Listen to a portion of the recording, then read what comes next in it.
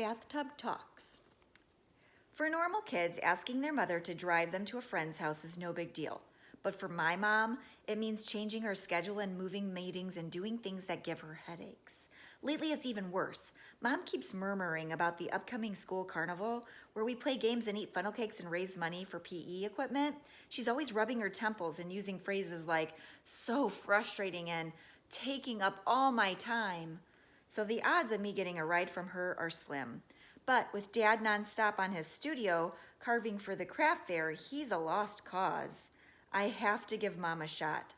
That evening I wait for the perfect moment, the time when she is most relaxed, open to possibilities, humming her favorite songs and submerged in water. I knock on the bathroom door. Mom? She keeps humming. It's one of my favorite sounds, the combination of Mom singing and splashing. I pause to listen for just a moment more, but now I need to get down to business. Mom! Yes, I'm in the tub. I know. Can I ask a quick question? I'm in the tub. Right, I know. I can ask through the door. You don't need to move a muscle. But if you make splashy noises, that's fine. I can work around it. I hear a little laugh. Thank you. Ask away. I lean against the door and slide down to the floor. It's about tomorrow. I need a favor. All I hear are drops trickling from the tub faucet. It's a pretty big favor, but it's important. Go ahead, ask. Deep breath, here I go. First, a little background. You know how Chloe and I haven't been talking since she got in trouble last year? She still won't talk to you? Still. Or just when she has to for school. We're not friends. Honestly, I don't see why she's blaming you. She's the one who broke the rule. The problem was all about the trading cards. When Mom outlawed them at school, she sent letters to all the parents explaining the ban, told them how the cards were disrupting the learning environment, blah, blah, blah. And her letter explained the consequences if any student brought the cards to school. 3 days detention. Since Chloe was always such a rule follower, it surprised me that she brought the El Guapo trading card to school after the ban. It even surprised Mom. Mom, I have no idea why she brought it. We all know she's not usually a rule breaker, but maybe... I pause, wondering why Mom and I have to talk about big things with a closed door between us. Maybe it's the only way. I should have told her... I shouldn't have told on her. I hear the water splash around as though Mom has sat up. Allie, if you hadn't told on her, other kids might have gotten the idea to sneak their cards too. Rules are rules. You did the right thing. How it all happened was just bad luck for me. Bad luck that ruined my friendship with Chloe last year. We switched classes for math, so we swapped desks, and I was assigned to Chloe's. I liked to draw pictures and leave them for her there. I drew smiley faces, cats with sunglasses, and my favorite, stick figures diving into highly unusual liquids, lava, melted chocolate, tomato soup, anything I could think of to make her laugh. But one day I found the forbidden El Guapo trading card in her desk. I realized that my seat assignment was not such a great thing. Chloe would get in so much trouble if the teacher found that card. So that's why I tried to stuff it into the back of her desk. But that was the exact moment that Mr. Visario, my math teacher, and Maddie's dad stopped at my desk to hand me a worksheet. Allie, his voice was deep and ready.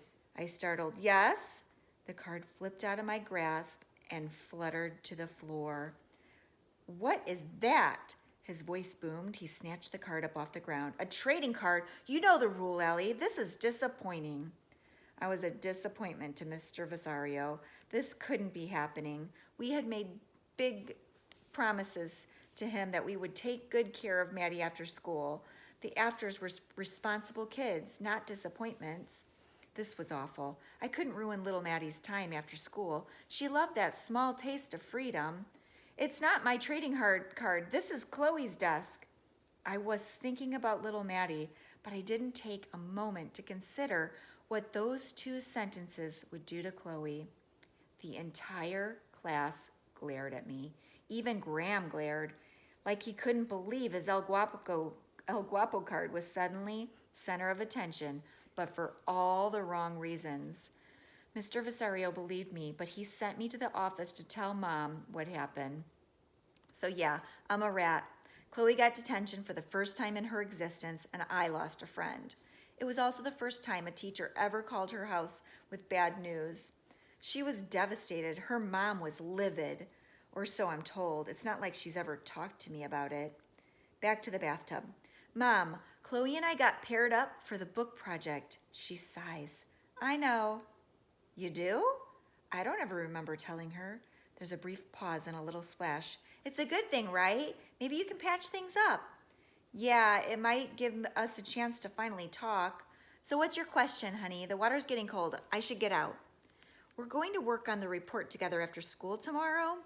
Wonderful. So I need a ride to her house at 4 o'clock. Silence. Not even a ripple in the water. Mom, please. I press my head firmly against the door.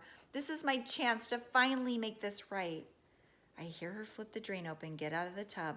Wrapped in a towel, she peeks out the door. I'll have to rearrange some things. Really? I jump to my feet. I'll try my hardest, I promise. Thank you, Mom, thank you. Now go to bed. We have to get there early in the morning. No problem. I skip down the hall to my room, bounce to my bed, and snuggle deep under my covers. Confession. For the first time I can remember, early alarm and all, I'm actually excited about going to school. Above it all. At lunch, I wave at Chloe. She glances at me while she's mid-conversation with Andrea. She doesn't wave back, but she doesn't look away either. So I'm on my way to my regular corner seat by the stage. I stop by her table. I can come to your house today. Mom's going to drop me off, which is sort of a miracle. Andrea giggles. Chloe stares at her. Why are you laughing? Because parents dropping off their kids is a pretty normal thing. Not exactly a miracle. She air quotes miracle. This makes me feel stupid, but then it hits me that my mom can't drive me everywhere because of her job. She's the boss, which is pretty boss. She's the principal, I say, matter of fact. Andrea huffs. It just sounded funny, that's all. Chloe looks up at me grinning. See you at 4. I float over to my seat, feeling a little bit lighter. Chloe Alvarez practically defended me. I spot Graham on the other side of the room and hope he'll look my way. This light, happy feeling is something I want to share. Maybe I'll sneak him a thumbs up or a goofy smile, but he appears busy in a corner chair at a table by himself. His lunch tray is full of chicken nuggets and he's busy stacking them into a complex structure. I wish I could fix this for him. This being an outsider, Graham has it so much worse than I do. He used to be teased for his hair that was never combed and his pants that were always too short. Good old third grade meanness. But then the trading card obsession happened and suddenly Graham wasn't teased anymore. He was respected, but now it's over. He has gone back to being total scram, which is so dumb. Kids think they're being witty for simply rhyming 2 words. As I head to my chair, I hear a commotion. Joel Weber is pacing around his table of boys, all laughing. Something is in his hand, and it's not a spitball. This time, it is entirely different. I can tell by the look on his face. He looks around, then quiets his friends down, even though they're about to fall out of their seats, trying to choke back their laughs. I follow Joel's line of sight. He's aiming at the trash can. What a weirdo. Why is it cool and funny to throw things across the room and try to make them land in cans? Did man evolve just to do this ridiculous act in school cafeterias? I hardly think we have opposable thumbs for that. I turn away and head straight for my regular table, where the Jennas are already speed reading and speed eating. Hey, I say. No response, so I dig into my dessert first. Blackberry cobbler. It was my begging that got Miss Jean to order the cobbler. She was worried the kids would eat a dessert that wasn't chocolate, or that they wouldn't eat a dessert that wasn't chocolate or pudding. Turns out everyone loves cobbler. It's my anonymous gift to this school, my legacy. It's possible I should have bigger goals. As I ponder this idea, I hear sploosh, then another, then laughter. I keep my eyes on the cobbler. Watching Joel Weber get attention for throwing something that makes a splishy sound is not my idea of a good time. But then I hear whispers near me. Glancing around, I realize everybody's looking at me. Me? Isn't she going to tell? I hear. I scan the room, looking at the mess on Joel's table. I can see they made a giant milk ball. It never made it to its target. The milk ball is now smushed on the floor next to the trash can. I hate that Francis will have to clean that up, and I hate that I'm probably the only one in this room who cares that Francis has to clean it up. After school, I always try to get the spitballs before she does. As much as I want to get Joel in trouble, I can't risk it. Telling on Chloe nearly ruined my life. I can't be the snitch ever again.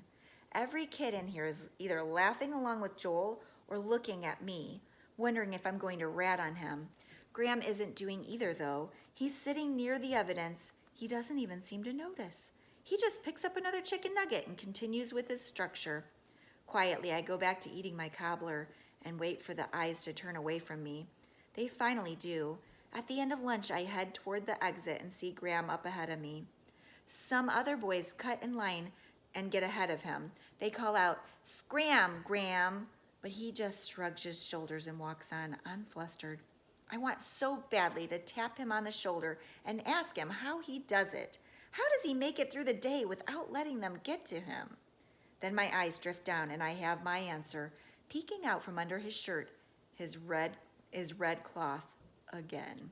But as I get closer, I realize it's something more. The fabric has little blue exclamation points all over it. This is not just any red cape.